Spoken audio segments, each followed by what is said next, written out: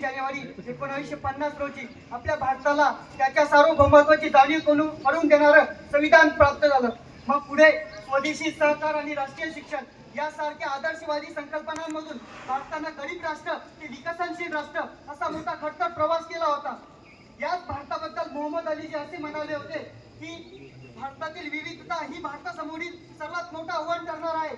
मग अगदी दुसऱ्याच बाजूला पंडित नेहरूंनी 540 पेक्षा अधिक संस्थानांना आणि कित्येक संस्कृतींना आपल्यात सामावून घेत विविधतेतून एकता अशी भारतानं नवीन ओळख निर्माण केली होती. मग 75 वर्ष भारतानं स्वातंत्र्याची गाठल्यानंतर भारतानं गाठलेले यशाचा अंमल असेल, विविधतेतून टिकवलेली एकता असेल, विचारांचा जपलेला वारसा असेल, जपलेली संस्कृती असेल, इतकंच नाही तर जगातील सर्वात मोठा लोकशाहीचा असलेला देश असेल. म्हणून भारतीय स्वातंत्र्य अधिक मोठं होऊ पाहतंय. म्हणून अमेरिकन विचारवंत हिटलर असा म्हणतो की भारतीय स्वातंत्र्याची 75 वर्ष हा काही वर्षाचा मागोवा नसून तर हा एक क्रांतिकारी पर्वाचा आरंभ आहे. त्याच क्रांतिकारी पर्वाचं अवलोकन करण्यासाठी मी तुमच्या समोर उभा आहे. नमस्कार, मी दहेजकर प्रकाश सूर्यमान आपल्या समोर विषय मांडतोय.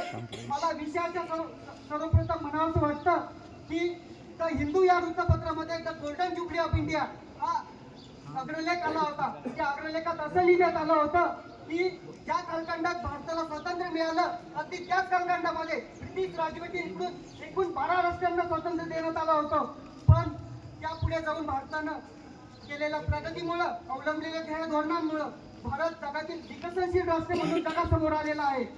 म्हणून मला असं म्हणावंसं वाटतं की गेल्या 75 वर्षात भारतानं केलेली प्रगती असेल, अवलंबलेल्या ध्येय धोरण असेल, यामुळे भारत जगातील विकसनशील राष्ट्र म्हणून जगासमोर आलेला आहे. मग मला असं वाटतं की आपल्याला कोणी विचारलं की गेल्या 75 वर्षात भारतानं काय काय कमवलं आहे ना, त्याचं हे उत्तर असेल.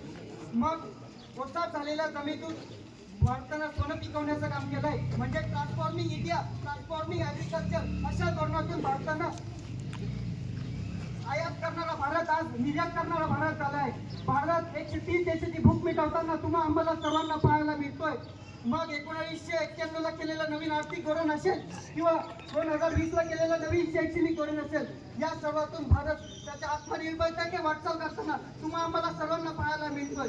मग तुम्हाला हे माहिती आहे का 1951 ला 936 असलेलं तर 2011 ला 947 पर्यंत बनलेलं भारताचा लिंग गुणोत्तर असेल किंवा भारताची 12% वाढलेली आर्थिक साक्षरता असेल, मग नालंदा, तक्षशिला यासारख्या विश्वविख्यात विद्यापीठांचा जगभरात दुसरा डंका न मिळवता त्यातून IIT, NIT, एम्स यासारख्या विश्व संस्थांचा भारतानं निर्माण केलं होतं. मग भारतानं हरित क्रांती, शीत क्रांती, गुलाबी क्रांती, हीत क्रांती, श्वेत क्रांती इथपासून तर the most rice production in 1 year हा किताब मिळवणाऱ्या देशापर्यंत भारतानं मजत मारली होती. तुम्हाला हे मला असं म्हणावंसं वाटतं रशिया युक्रेनच्या युद्धात भारतानं स्वीकारलेली अलिप्तवादाची भूमिका असेल किंवा भारतानं 1962 ला पाकिस्तान विरुद्ध तर 1971 ला बांगलादेशसाठीच्या लढलेल्या युद्धामध्ये भारतानं विजय मिळवला होता. तुम्हाला हे माहिती आहे का 1965 ला ताश्कंद करार करून आणि 1971 ला शिमला करार करून भारतानं जगाला दाखवून दिलं होतं की भारत हा जगामध्ये भारताला दुसऱ्या देशावर राज्य करायचं नाहीये, भारताला दुसऱ्या देशावर राज्य करायचं नाही, भारताला शांततेला प्राधान्य द्यायचं आहे. म्हणून भारत हा जगामध्ये विश्वगुरु म्हणून ओळखला जाऊ लागला. या सर्व गोष्टी आपल्या या अनुषंगानं लक्षात घेणं गरजेचं आहे. म्हणून वैष्णव जन तोतेने म्हणणाऱ्या गांधींच्या देशात तेव्हा द्वेषाची भाषा बोलली जाऊ लागते. सामाजिक न्यायाची अवघी परिभाषा सांगणारे संविधानाचे शिल्पकार डॉक्टर बाबासाहेब आंबेडकर यांच्या देशात पुन्हा एकदा मनुस्मृती गौरवली जाऊ लागते. इन्कलाबचा नारा देणारे भगत सिंगांच्या देशात त्यांची पुस्तकं वाचली म्हणून देश सुरळीत करण्यात येऊ लागलं आणि सर्व तरुण सांभाळत मतात आणणारे नेहरूंच्या देशात पुन्हा एकदा मनुस्मृती गौरवली जाऊ लागते. तेव्हा गेल्या 75 वर्षात आपण काय काय गमवलंय ना त्याचं एकदा पुन्हा अवलोकन व्हावं लागतं. मग भारतापुढे येणाऱ्या 25 वर्षापर्यंत ध्येय धोरण उभी आहे. त्या ध्येय धोरणापुढे भारताला विजय मिळवायचा आहे. भारताला जात धर्म गरिबी नैराश्य दुःख या सर्व गोष्टीवर मात करून भविष्याकडे वाटचाल करायची आहे. म्हणून विषयाचा शेवट करताना मला असं म्हणावंसं वाटतं की जे आहे ते टिकवणं आणि त्यातून पुढे विकास करणं.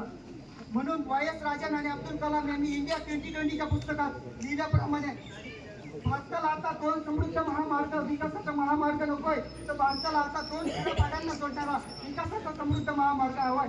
Bharat made in India digital India यासारखे यात मातीत रुजतीलही, पण स्किल इंडियाच्या नावाखाली भारताला स्किल इंडियाच्या पोस्टर खाली अर्ध्या भारताचा भुकेचा प्रश्न आपल्याला मिटवावा लागणार आहे. विषमतेचा दुरा दूर लोटावा लागणार आहे. तरच भारत येणाऱ्या 25 वर्षाच्या काळामध्ये महासत्ताक बनू शकेल आणि किंवा त्यांना बनावा इतकाच मी बाबा आशावाद व्यक्त करतो आणि आपल्या सर्वांची रजा घेतो. धन्यवाद.